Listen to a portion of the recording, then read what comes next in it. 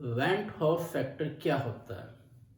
उसके लिए आपको आइडिया होना चाहिए सोल्यूट के बारे में। जब हम कॉलिगेटिव प्रॉपर्टीज़ को डिस्कस करते हैं तो वहाँ पे सोल्यूट का एक बड़ा रोल होता है। सोल्यूट आइडियल कंडीशन में तब ऑब्जर्व वैल्यू कैलकुलेटेड वैल्यू के इक्वल आती है जब वो नॉन डिसोसिएट नेचर हो, नॉन एसोसिएट नेचर हो और नॉन वोलेटाइल नेचर हो। तीनों कैरेक्टर जब होते हैं तब ऑब्जर्व कॉलिगेटिव प्रॉपर्टीज और कैलकुलेटेड कॉलिगेटिव प्रॉपर्टीज दोनों वैल्यू इक्वल होती है। लेकिन जब अगर सोल्यूट का नेचर डिसोसिएट हो जाए और एसोसिएट हो जाए तब observe calculative properties observe colligative properties calculated properties से डिफरेंट जाती है। देखते हैं कैसे। हम बात करते हैं डिसोसिएट सोल्यूट के लिए।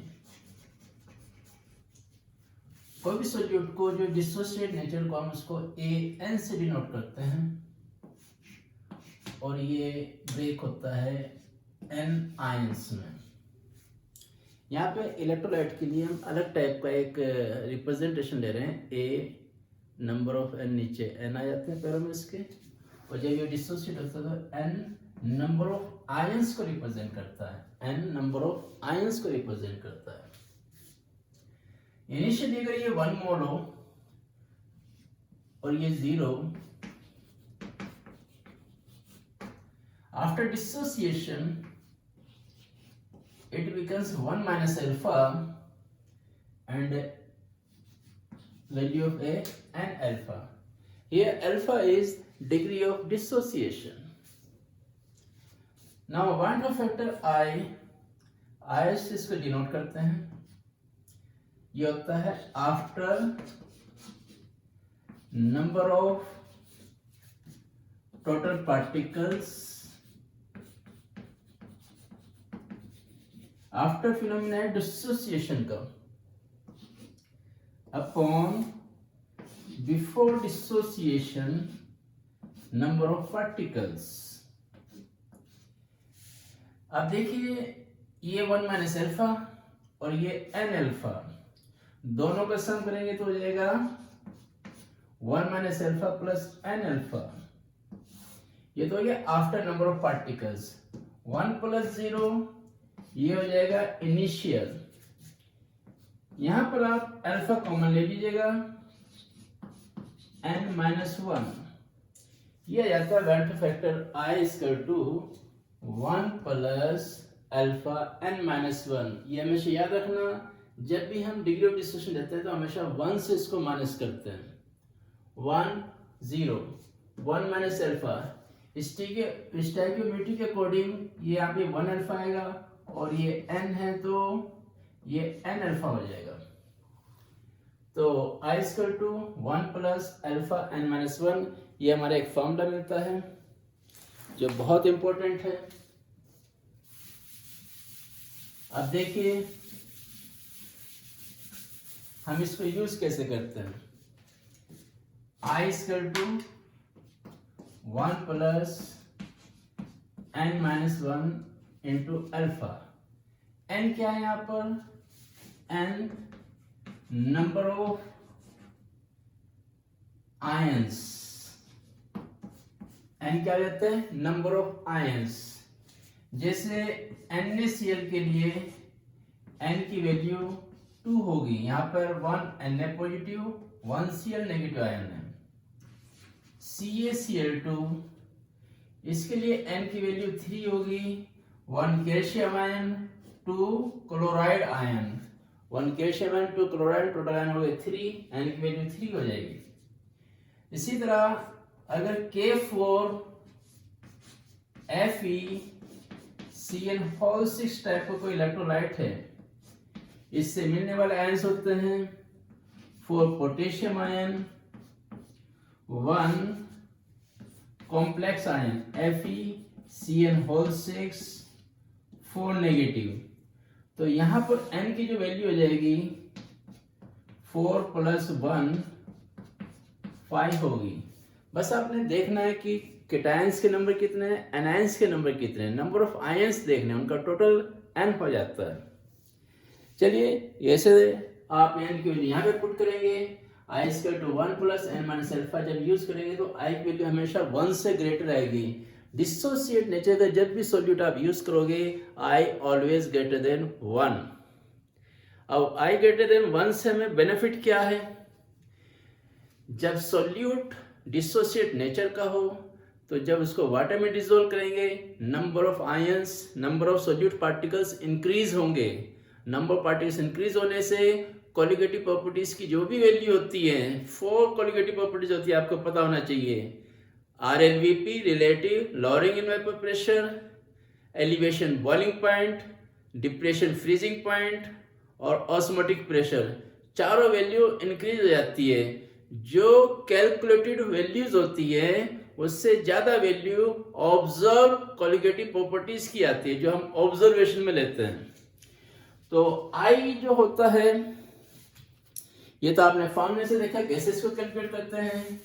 बेसिकली I क्या होता है, I is ratio of observe colligative properties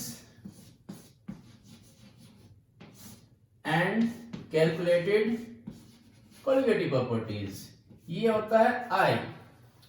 dissociate nature का जब भी सॉल्यूट लिया जाएगा I ग्रेटर देन 1 होगा, क्योंकि नंबर ऑफ पार्टिकल्स इंक्रीज होते हैं डिसोसिएशन के बाद, और Cp observe always greater than Cp calculated, ये हमेशा ध्यान रखना। तो बिना I के जो फॉर्मूले हम यूज करते हैं बैंट ऑफ फैक्टर के, वहां से कैलकुलेटेड वैल्यू मिलती है। जब I को यूज करके निकालते हैं तो वहां पे हमें ऑब्जर्व कोलिगेटिव प्रॉपर्टीज मिलती है। तो आप देख सकते हो Cp observe equal to I into Cp calculated, ये हमेशा ध्यान रखना। अब जैसे हम एग्जांपल ले लेते हैं, डेल्टा टीबी ये होगा I into elevation boiling point के लिए जो फॉर्मूला होता है वो होता है मोलैरिटी, Kb इंटू मोलैरिटी, ये फॉर्मूला होता है। I से मल्टीप्लाई जैसे करेंगे तो ये वैल्यू हमारी हो जाएगी observe, Kb into molarity calculated value है, I से मल्टीप्लाई होने के बाद ये बन जाती है ऑब्जर्व। इस तरीके से ऑब्जर्व वैल्यू को फाइंड किया जाता है। अब ये जो हमने फॉर्मूला ड्राइव किया I इक्वल टू 1 + n - अल्फा, अगर 100% डिसोसिएशन का केस हो, 100% डिसोसिएशन का केस हो तो अल्फा की वैल्यू होगी 1, और जब अल्फा की वैल्यू 1 होगी I हो जाएगा 1 + n - 1 इंटू 1, और 1 + n - 1 कैंसिल हो जाएगा, I की वैल्यू n के इक्वल आएगी। यानी डिसोसिएट 100% हो रहा हो, यानी स्ट्रॉन्ग इलेक्ट्रोलाइट नेचर का सोल्यूट अगर लिया जाए जो 100% डिसोसिएट होता है, then I Van't Hoff value of I is always equal to number of ions and number of ions। कैसे, अगर हम NaCl लेते हैं, for NaCl in case of 100% ionization I is equal to 2 because number of ions in NaCl is 2। Similarly for calcium chloride I is equal to 3 ions यहाँ पर मिलते हैं। For aluminium sulfate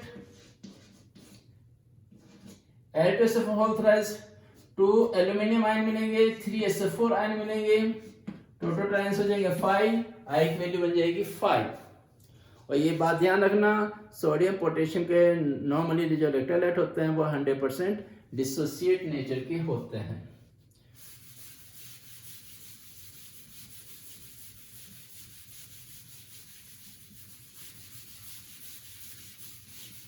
अब यहाँ पे क्वेश्चन इस तरह से बनते हैं, आपको सॉल्यूशन दिए जाएंगे और कंपेयर करके आपको बताना होगा किसकी वैल्यू ज़्यादा है, डेल्टा टीवी किस में ज़्यादा है, डेल्टा टीएफ किस में ज़्यादा है, ऑस्मोटिक प्रेशर किसका ज़्यादा है।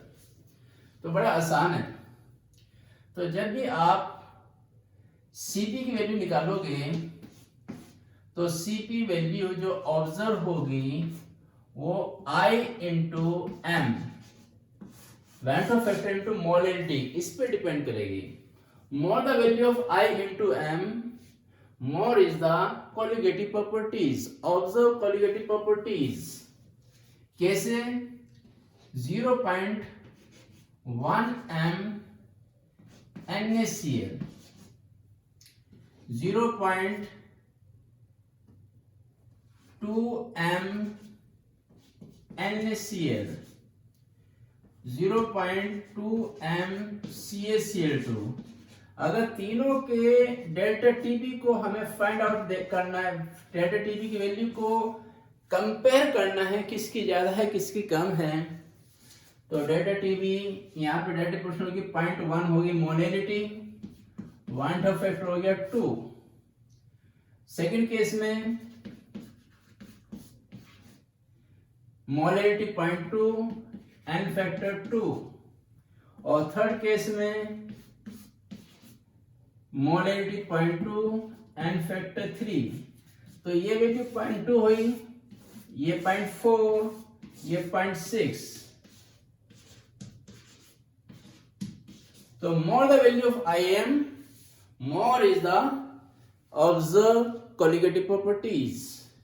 तो इस तरह से करके आप क्वेश्चंस को सॉल्व कर सकते हैं। यहाँ पे एक कंसेप्ट में और डिस्कस करना चाहूंगा, वो कंसेप्ट क्या होगा जरा अच्छे से देखिएगा। वो कंसेप्ट ये है,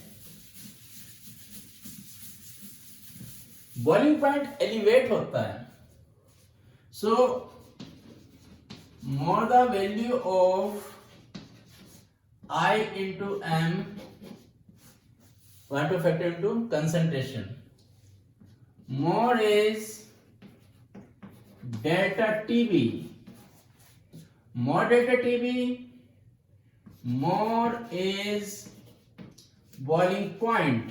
क्योंकि बॉइलिंग पॉइंट एलिवेट होता है, IM इंक्रीज करेगा, डेल्टा टीबी इंक्रीज करेगा, डेल्टा टीबी इंक्रीज करेगा तो बॉइलिंग पॉइंट भी इंक्रीज करेगा। Similarly more the value of I into m, more is the delta TF। IM के इंक्रीज होने से जो observe freezing depression freezing point है वो भी इंक्रीज करेगा, लेकिन उसके इंक्रीज करने से फ्रीजिंग पॉइंट पे क्या इफेक्ट पड़ेगा?